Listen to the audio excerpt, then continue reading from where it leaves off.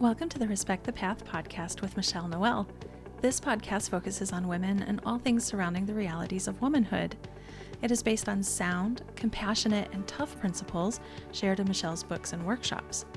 Michele continually draws from those resources because she feels the urgent need to inform women of the tools she knows that can facilitate recovery from any sorrow. Michele Noel is a seeker of light, and these podcasts are Christian-based. Michele does not believe that Christendom promotes a magic wand to cure all we must experience in mortality, but that we are responsible for how we respond to both light and darkness. Michele believes that many of us do not appreciate the innate magnificence within ourselves. She believes that we have the capacity to build joy, better mental and emotional wellness, and physical strength. We just need the tools and the knowledge to uncover those magnificent traits. Michele provides those well-tested tools and insights. The first several episodes will cover important tools vital to women who desire to rise above horrendous struggles they currently face in these last days. These beginning episodes will be the strong foundation for further topics. So grab your pen and a notebook, keep listening, and we'd love to hear your thoughts in the forum section at michellenoelbooks.com or head on over to Instagram or Facebook to join in.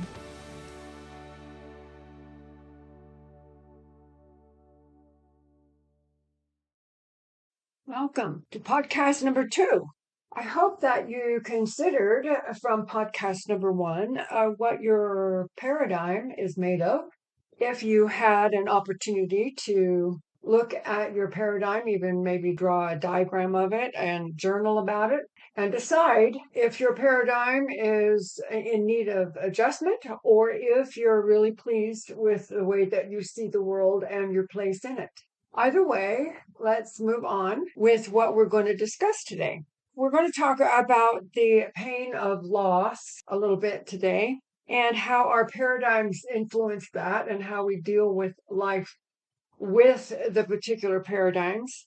And I'm going to read a little bit from Respect the Light, which is the second book, and we'll see where it happens after that. We need to understand a little more about our creative powers and the God-given gifts of magnificence that we discussed a little bit yesterday. So we have a full docket today. I'm going to read a little bit about the pain of loss. All pain is a loss if we really want to consider about it. So let me just read this little portion as today's reading and see what we can extrapolate from it. All pain is a suffering of loss. Emotional or mental illness is a loss of function, connection, and normalcy, and can bury us in a dark rabbit hole of depression or anxiety or anger, leaving us unable to endure. Those who are single, never married or divorced, even if well adjusted to the loneliness, often suffer privately the emotional pain of lowered self-value and the dregs of living in a culture that values family structure. And perhaps not a lower self-value, as a little note here, before God, but in coping with the culture, we have moments of, wait a minute, what's happening here? Because it is definitely, singleness is a loss. It's hard to go to the temple by yourself. I'm finding, as a widow, it's hard to go to church and sit by yourself. It's difficult to do life's busyness alone. And so there is a definite feeling of incompleteness or loss in the singleness.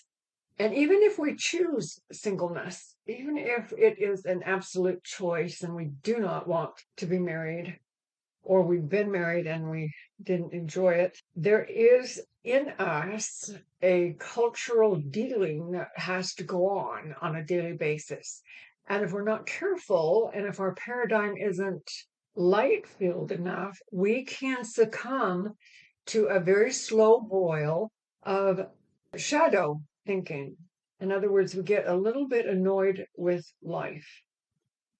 Even if we're not completely aware of it, I believe that there is a tendency for that to happen in these situations. And so we have to be on guard. And that's why yesterday's discussion about paradigms is so important. if we have a paradigm that leans into feeling sorry for ourselves or being angry at what has happened because we have suffered tremendous loss through abuse from someone else or childhood abuse, it doesn't matter what time of life those things happen. They need to be dealt with. And so as women, when we can grasp hold of the idea that we are full of magnificence, then we have a little more juice to grab hold of the finer things and the light-filled things in our lives. Otherwise, we are left to ourselves.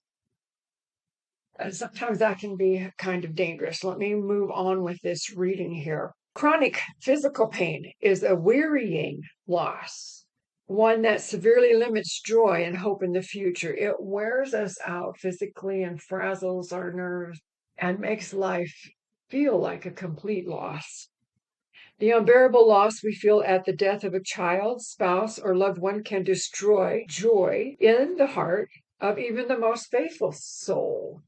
So we have this challenge before us constantly. So from birth until our last breath, everyone feels pain of some sort at some point in time.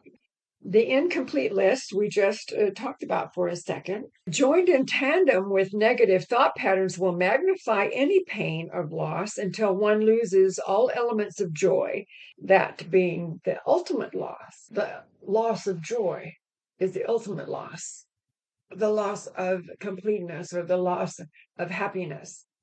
And so, if these things are not applied to us, if we don't feel any loss in our lives or any angst at all, we could learn these things and understand these things for the benefit of others that we know that are suffering loss, because we all know people who are suffering loss. These days are so packed with tragedy and sorrow. And while it may not be our own personal loss, it is a womanhood loss or a humanity loss. So we have to consider these things. All right. Now, understanding where thoughts come from and learning different ways of processing our thoughts will enable light to flow into the most sorrowful mind. We have the capacity to make light-filled choices within every thought we process, no matter the loss. Our God in embryo, that would mean gods, plural, in embryo. That is the feminine part is ours. So our gods in embryo DNA promotes these choices because light, its origin, vibrations, and power is the healer, the part of us which communicates with creation. So there are different types of light. There's a light that emanates in the whole complete cosmos, wherein the gods that create all of the universes use light to create anything. And in first chapter of Genesis, and then there was light, and God said there was light, and let there be light. So creation is a exercise in light. And if we individualize that, when we create something in us, we are exercising that magnificence, that magnificent part of us that has power over light. I think that's a wonderful thing to think about, and we're going to delve into that just a little bit today.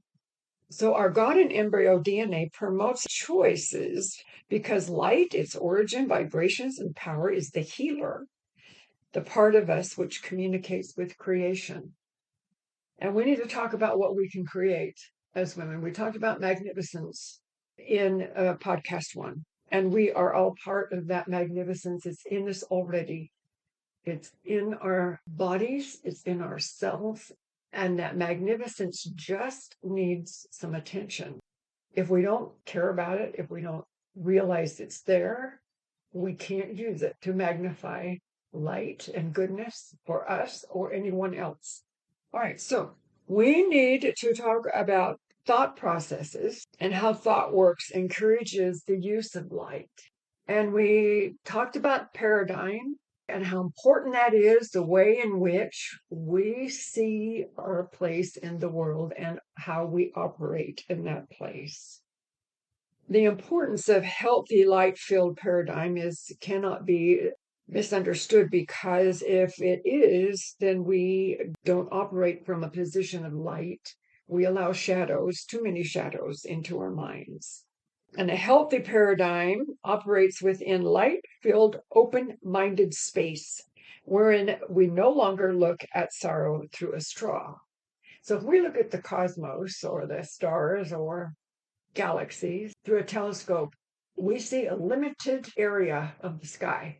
When we are looking at our lives, our pain, or our losses through a straw, it's like looking at the stars through a straw, or looking at life through a straw.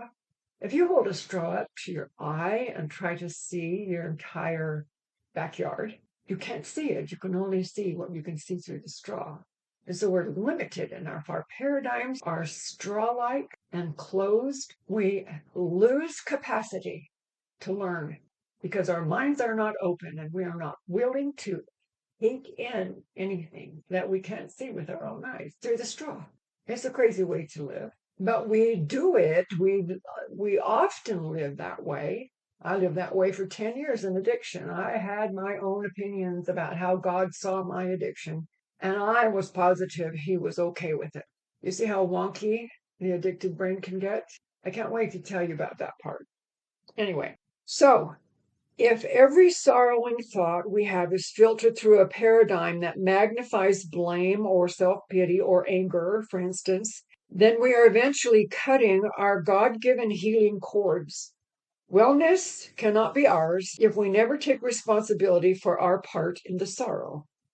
That's one of the main ways of healing. At some point in the entire healing process for any sorrow, is at some point, and this is like in step 7 or 8 in the 12 steps, that we actually take a look and say, wait a minute, how have I mistreated myself in any behaviors? Or how have I mistreated myself in how I viewed the way other people mistreated me? And when we take the light in us and apply it to that question, we will get answers that are remarkable, and we will be released from the trap that our closed paradigm has caused us, and we will be freed to think differently. When we tell a room full of addicts in our work that they have thought choice, the response is predictable. It is one of surprise, especially the severely substance addicted or pornography addicted. They feel so trapped. But when we discuss what thought choice really is and how we cripple ourselves in this process because we don't recognize and open our paradigms to new ideas and believe them, then their minds are absolutely astonished. And it takes some time to convince the addicted brain or the abused brain or the paralyzed paradigm with anger, where the response is always anger, whether we're mad at the world or mad at God or mad at our neighbors or life or whatever. So we can see how we can trap ourselves. And so having an open paradigm is vital to healing. And the openness brings light to our entire body and our cells. I'm going to take 3 different podcasts and talk about how our minds can heal our bodies. It's a fantastic study. And we're going to do that with vigor, because if we don't, then negative thinking and negative things will make our bodies sicker. It just happens. It just is that. And we can show you in science how this works. And I'm actually trying to employ that in my life right now as I'm getting older. and need to more. Isn't it interesting how our ages affect how we think? All right, so we're going to move to understand our creative powers. And as women, we have this wonderful gift in us, which is magnificence. And we talked a little bit about it in podcast one about glory power, which is, I'm going to give the definition again, the inner or unseen portion of the power of the God's light that reveals our magnificence or strengths and creative gifts to our cognitive mind.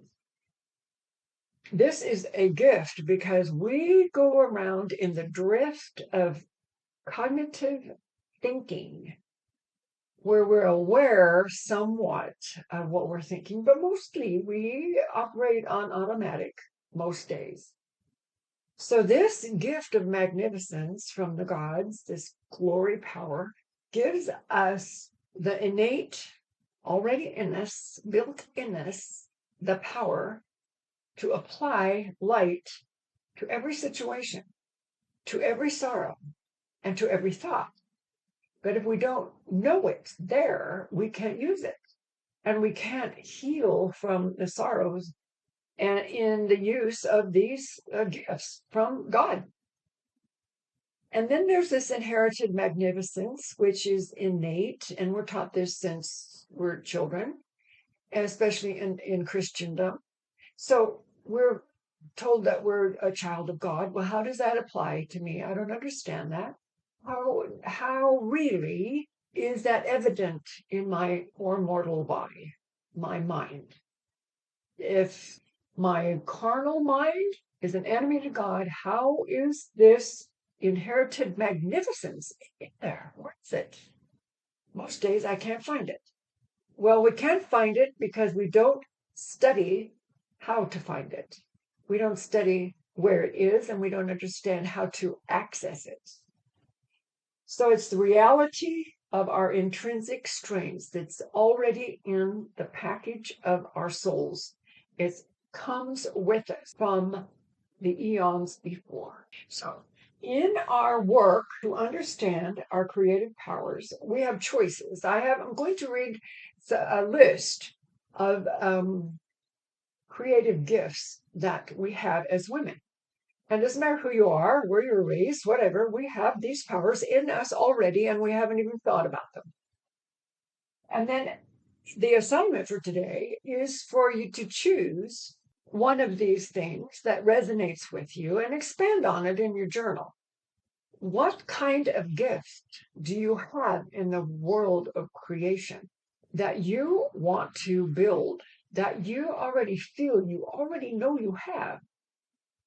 Some women have the gift of mothering better than others. And believe me, I believe that is a gift. Some women easily create beautiful things in their homes. Easily. Others can't draw a stick figure and get away with it. So I'm going to read these to you, and then we're going to see what we believe. We can see what we can attach to. We can see what we think the gifts are. And some women have them all. And some women magnify one, which is gorgeous. And they're fantastic, all of them. All right. We can create beautiful and healing environments in our cognitive, that's our thinking mind space, despite the heart-rending wreckage that life's hardships seem to amass. Okay, I want to break that down just a minute. Beautiful and healing environments. So I have an environment in my mind, and you have one in yours. We build this environment. In other words, it's a space for peace or it's a space for anger. It is an environment in which we operate and think, and our paradigm is part of it. In my mind space that I'm going to start paying attention to, I can create a different environment. You know, if you put on music that is soothing, and doesn't matter what kind of music, something that soothes your mind, You are building an environment for your thinking and feeling part of your body. Same thing happens in our thinking space, our cognitive thinking space. If we put a junk in there and darkness in there constantly, then it thinks junk and it thinks darkness because it's responding to the environment. So that's one of the things that we have as gifts as women that comes from the gods. We have that ability, but we have to seek it. We have to want it. And then it becomes a living, breathing thing within our female minds. Okay, now we can also create light promoting environments. There's that word environments again, within our material circumstances. Our material circumstances. We can paint a wall. We can clean up the mess. We can pick a flower. We can hang a picture. We can do something in that exterior environment that will influence everyone that walks in, everyone that's around us, and it will absolutely influence the way we operate within that space. We can also create, as we said, in the minds and in our bodies. As I said, we're going to really take apart the idea that our minds can heal our bodies down into the cell. The very cell, the DNA, the atoms within the DNA.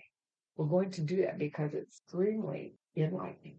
We can also create health-giving environment of light in our bodies. In other words, we are creatures of light because we are created from light in the realm of God's light. And we carry that here to this environment that we live in. And so we can alter the amount of light that we operate in. We can also, with our wombs, our procreation powers, when fruitful, here or in eternity. Here or in eternity. That means forever. We can create magnificence in the unborn. This is the ultimate creation that we have here on earth. But it's also the ultimate creation in the eternities to create magnificence in the unborn. It's already in us, this power. It's already there. So which one do you gravitate to? Which environment do you feel like you can work on? Which environment do you love to be in? And then consider that and journal about it and figure it out. I love this. I love this part. All right, so we're going to connect the dots because we're almost out of time. So our magnificent glory power, our paradigms that we live in our minds and operate through in our daily lives, our remarkable powers of creation that if we don't pay attention to, we don't even know they're there. And the power of thought choice, these elements, when we ponder them and decide what we want in life, what do we want in our minds? What does our female magnificence want? And that's the determining factor. Because if we don't want to do the work, then we don't get the benefit. If we want to do the work but aren't motivated and we can't quite figure it out, we just keep listening and keep learning and keep the paradigm open and keep the study lines open and keep the brain moving and then see what God will do with us. It's a magnificent journey. We're journeying to a healing and becoming a powerful woman who cannot be stopped, who cannot be disrespected, who stands at the threshold of eternity, empowered by what she is recognizing in herself that's there already. These ideas will help us form new thoughts and new thought powers, ways in which we can control and not succumb to the ugliness on this earth nor the abuses which we have already experienced. So we move forward in this. The assignment, of course, is to decide how we want to create and how we want to expand our paradigms into something positive and hungry for information. And if we do that, we will be the benefit of ourselves. We'll get our own benefit, but we will be a source for light and truth and help for others. But we seem as mortals to confine ourselves to a little trap in our daily lives, and we go through the motions and we don't apply the magnificence that's already there. So we're going to talk about the idea that we have power in our pre-thought bucket or in our subconscious mind. We're going to talk about that part of the thought work and thought power that we have. And so I hope you'll tune in. I hope you'll check their website and see what other things interest you. I hope you'll understand how much we want to share. Me and my assistants, my whole team want to share this information, and I hope you'll be part of it. And so till tomorrow, this is Michele Noel.